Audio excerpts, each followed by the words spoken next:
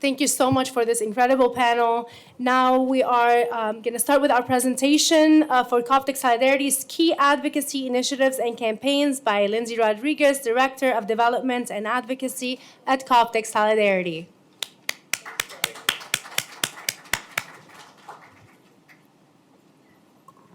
Okay. Hello again.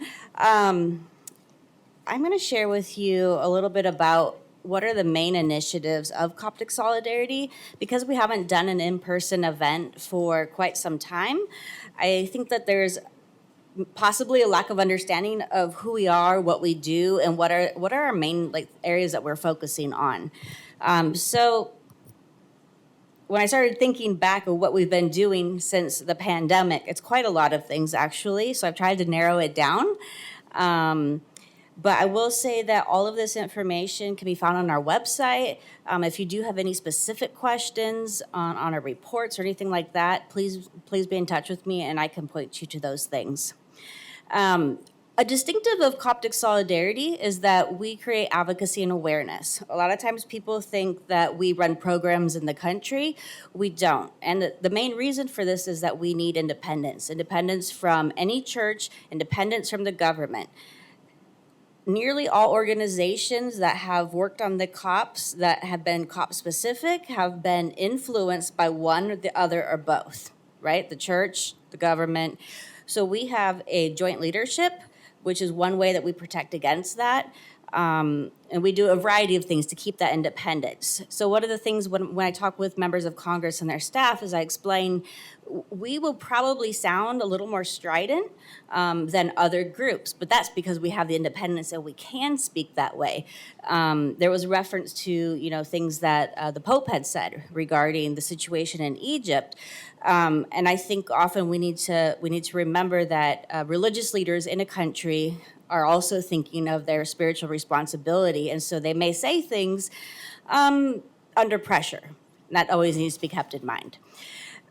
So some of the things that we've worked on because of this independence is the reports that we publish. So every year the State Department, as well as the U.S. Commission on International Religious Freedom, put out a report on the state of religious freedom in a variety of countries. So we look specifically at the Egypt report and write an analysis of that. And it started very small, but over the course of the last few years, we now have people from those offices in touch with us regularly because they're reading our recommendations and our criticisms of their reports.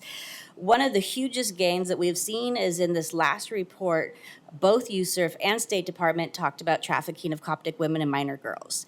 And that was something that they did not want to acknowledge publicly for a very long time. So we take that as a real win. Also, they, for the first time, started talking about the church law, not just in positive terms, but actually talking about not only the poor implementation, but how it is an unjust law to start with. Those are things that a couple years ago we couldn't have imagined. One other thing with the independence is that we have been able to expose some of the Egyptian government lobbying efforts, very active here in Egypt, in the US, in DC, of course. That is everywhere from members of Congress to their staff, to the media, and every aspect of society. One of the things that was very surprising, we were sent proof that the head of the evangelical churches in Egypt was registered as a foreign agent for the Egyptian government, Reverend Zaki. And we also saw, who we had met with when. And that was something that we were able to publicize. And I think it really made a difference in how the State Department, how the U.S. Commission, and how members of Congress start to understand, who's telling them what and why. This is the type of thing that no other organization would touch. Thanks.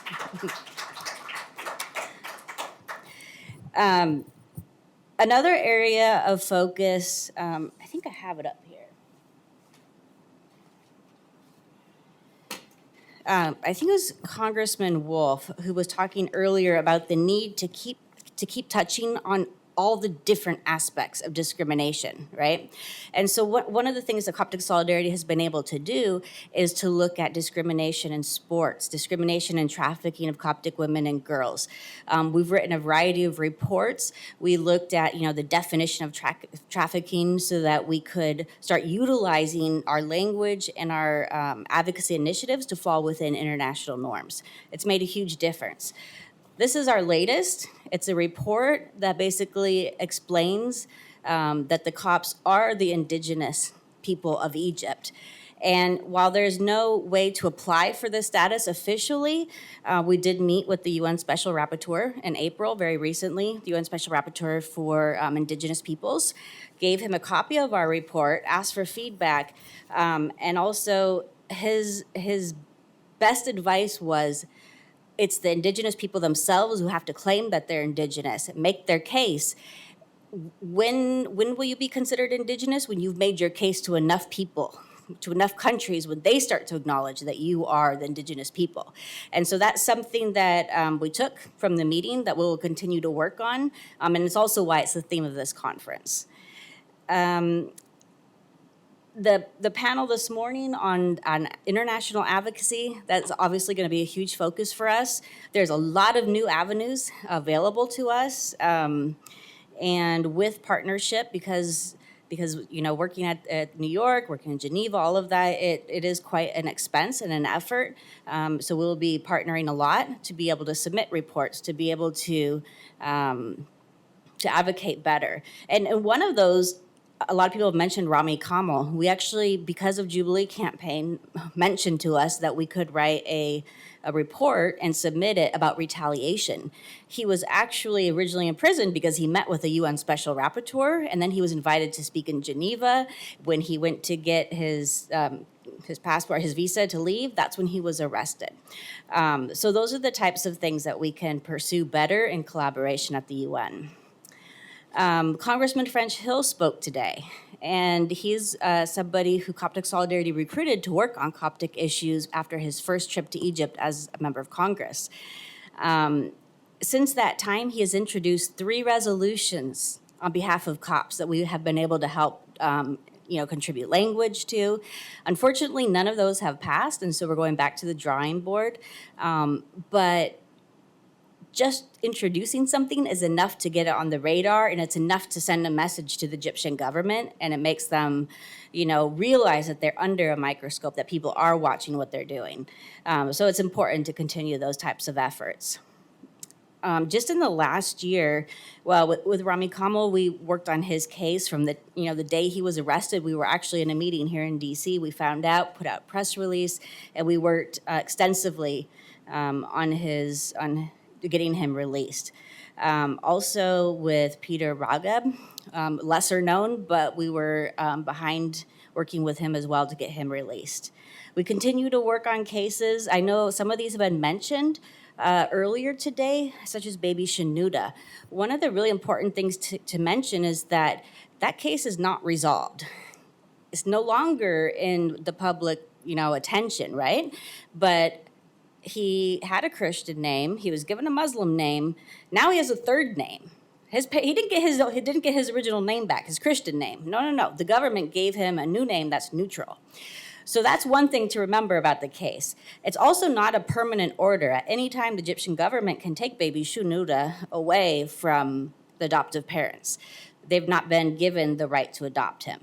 So those are the types of cases where we continue to hammer away. We worked on a joint letter with a lot of other NGOs to send to the State Department to ask our Secretary of State to raise this and make sure that the case is finalized, that it's not just left hanging as it is right now. Same was Suad Thabit, the elderly lady who was beaten, stripped naked, paraded through the streets. There's the video evidence, and yet she's now being sued by the attackers. Those are the types of cases that we can't let fall out of the limelight, basically. And we're the organization that continues to raise them.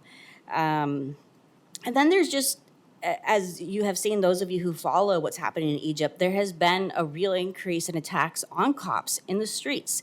Several women have had their necks cut in attempts to behead them. A couple priests have been killed in the streets, and a variety of other people. I can't list all of them right now. So those are the types of things that we continue to report on, and not just report on for the sake of reporting, but to ensure that that information gets to the State Department and the U.S. Commission so that it goes into their reports, and then hopefully there's more follow-up, because a lot of people refer to those reports. Members of Congress, asylum officers, like people all over our government in lots of different positions utilize those reports. I would say in conclusion, with those reports, one of the other big changes is that with the church law, that they're actually talking about it now, and the poor implementation, as well as that it is unjust. And finally, we saw the recommendation that we've been asking for quite some time, is to have a universal houses of worship law. So not a separate law for Muslims, for Christians, for different, right? Everyone should be equal under the law. At least that's our position. And then lastly, so Egypt wants to host the Olympics, but are cops allowed to play in high-level sports in Egypt? No. That was another one of the reports that we did. And it talked about the discrimination against cops in football and soccer, what the rest of the world calls football.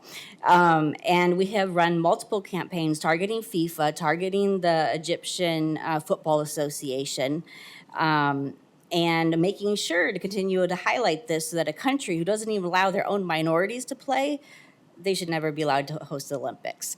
So we approach these issues from lots of different angles. I'm sure some of you might have questions or be interested in these campaigns. Please feel free to be in touch. And like I said, all of this is on our website, and I can get you more information on anything. Thank you.